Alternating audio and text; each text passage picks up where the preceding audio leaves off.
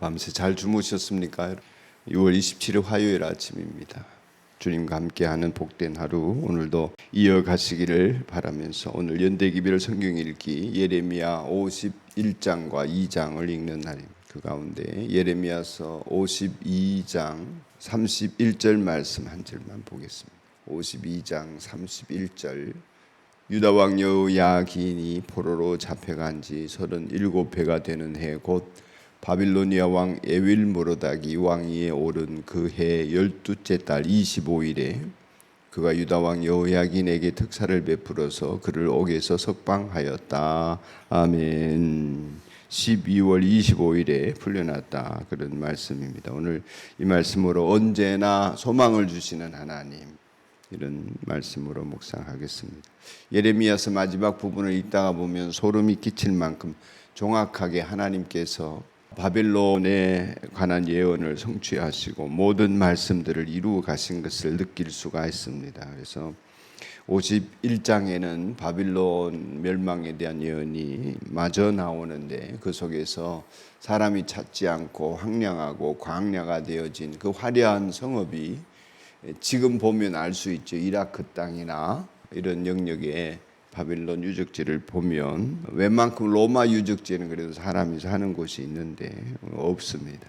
완전히 폐허가 되어버리고 말았습니다. 이런 말씀을 보면 두렵고 떨리는 마음으로 하나님의 말씀을 받아야 하겠다 하는 생각을 하게 됩니다.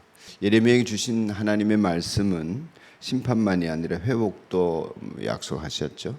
심판의 예언이 성취되었으면 회복의 말씀도 성취되어질 것입니다. 그래서 예레미야서 마지막 부분 오늘 52장까지인데 그 52장을 보면 이제 예레미야의 말은 여기까지다 하고 51장을 끝냈는데 52장이 이어집니다. 부록처럼 하나님께서 어떻게 정확하게 이스라엘 백성들을 회복시켜 가시고 소망을 주셨는지에 대해서 일러주는 그런 말씀이지요. 오늘 읽은 말씀은 표면적으로는 여호야긴 왕의 회복에 관한 말씀입니다. 그래서 34절까지 이어지는데요. 요 얘기를 하려면 이제 남유다 말기가 어떠했나 하는 걸 간략하게 좀 정리하면 좋은데 남유다의 마지막 선왕은 요시야지요. 그래서 요시야 종교개혁이 잘 알려져 있지 않습니까? 근데 요시야는 안타깝게도 이집트와 전쟁을 벌이다가 바로 느고와 전쟁을 했죠. 그러다가 이제 전사하게 되었습니다. 그 아들 아하스가 왕이 되었는데 이집트가 굉장히 이제 요시야와 함께 반 이집트 정책을 서니까 싫어하게 되어서 그도 역시 사로잡혀 가서 이집트에서 죽게 됩니다. 그러니까 이집트가 원하는 친 이집트 정책을 쓸 사람을 왕으로 세운데 그 사람이 여호야김입니다. 여호야김이 이집트에게는 맞았지만 반대로 바빌론에게는 또 맞지 않는 것입니다. 지금 우리 미중 사이에 끼어서 이 정책을 잘 해야 되는 것과 마찬가지가 되겠습니다.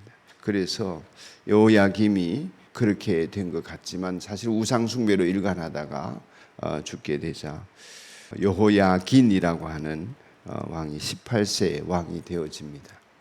여호야긴 왕은 곧바로 바빌론에게 끌려가요. 그래서 석 달 왕위에 있다가 바빌론으로 끌려가서 37년 평생 옥살이를 하게 됩니다. 소망이 없게 되어져 버리고 만 사람이고 느부갓네살 왕은 그 친 이집트 정책을 쓰는 사람 말고 친 바벨론 정책을 쓸 사람으로 시드기야 왕을 요시야의 또 다른 아들이죠. 그러니까 여호야긴의 삼촌이 됩니다. 그렇게 되어졌는데 결국 시드기야도 결국 망하게 되었고 여호야긴은 감옥에 갇혀서 살아는 있지만 그렇게 된 것입니다. 37년을 적국의 감옥 속에 있었으니 죽은 목숨이나 다름없고 잊혀진 왕이지요. 그렇게 살다가 죽을 사람인 줄 알았습니다. 그런데 오늘 본문 말씀을 보면 여호야긴을 유다 왕 이렇게 언급하면서 석 달 있었는데 유다 왕이라고 언급을 하면서 뜻밖에도 바빌론 왕 에윌므로닥이 그를 석방했다, 이런 내용입니다.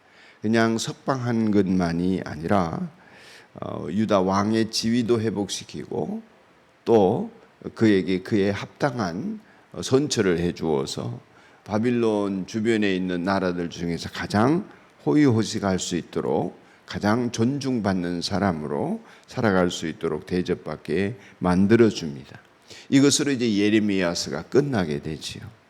모두 잊혀졌던 여호야긴 왕이 어떻게 갑자기 바빌론 왕의 선대를 받게 되었고, 바빌론 왕은 왜 그런 마음이 들었을까 할 때에는 배후에 하나님의 역사가 있다, 이렇게 간단하게 서술할 수도 있겠습니다. 하나님께서는 약속을 하시고 말씀을 주시고 그 약속의 말씀을 따라 하나님의 뜻을 이루어 가시는 분이시잖아요. 여호야긴의 회복을 통해서 유다 왕권의 완전한 회복을 우리에게 알려주시려고 하신 것이다, 그렇게 이해하는 분들도 많습니다.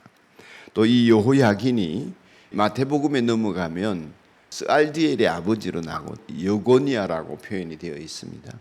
스알디엘의 아버지라고 하는 것은 무슨 말이냐면 왕권을 이어가는 속에 예수님의 족보석에 이 사람이 들어있는 것입니다.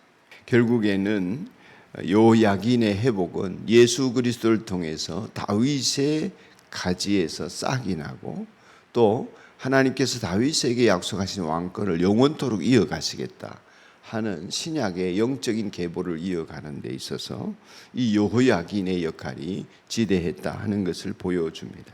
그러니까 여호야긴의 회복은 하나님께서 예수 그리스도를 통해서 인류를 구원하시려고 하는 하나님의 계획 속에 소망을 던져주신 내용이다 하겠습니다. 이대로 끝나지 않고 그렇게 왕위를 이어갈 수 있는 유다의 왕이다 이렇게 회복시키시고, 그 다윗의 자손 예수 그리스도로 세상에 오신 예수님이 인류를 구원하신 메시아가 되심으로 말미암아 구약의 모든 메시아 예언을 성취하시는 그런 것으로 이어져 가게 되는 것입니다. 이런 소망 가운데 예레미야는 결론을 맺습니다.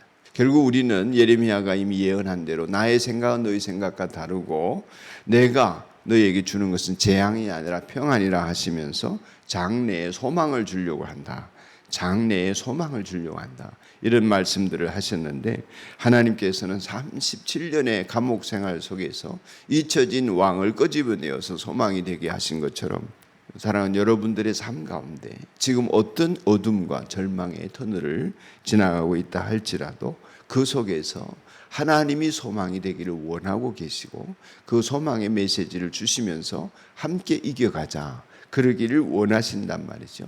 근데 하나님은 우리들이, 하나님의 자녀들이 반드시 회복될 것이다, 이 소망을 잃지 않도록 늘 말씀하시는 하나님이심을 우리가 굳게 믿고 나아가야 하겠습니다.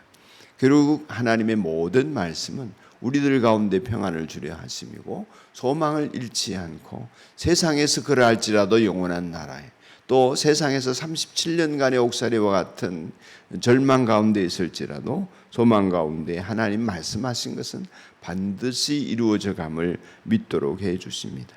그러므로 우리에게 있어서는 오직 믿음과 순종으로 하나님 앞에서 주님의 뜻은 이루어집니다 선포하고 그 약속의 말씀을 이루어질 줄로 소망하는 가운데 믿음을 고백하며 하루하루 한날을 하나님의 말씀과 뜻 가운데 신실하게 채워가는 하나님의 자녀들이기를 주님의 이름으로 소망하고 또 여러분에게 이루어지기를 축복합니다.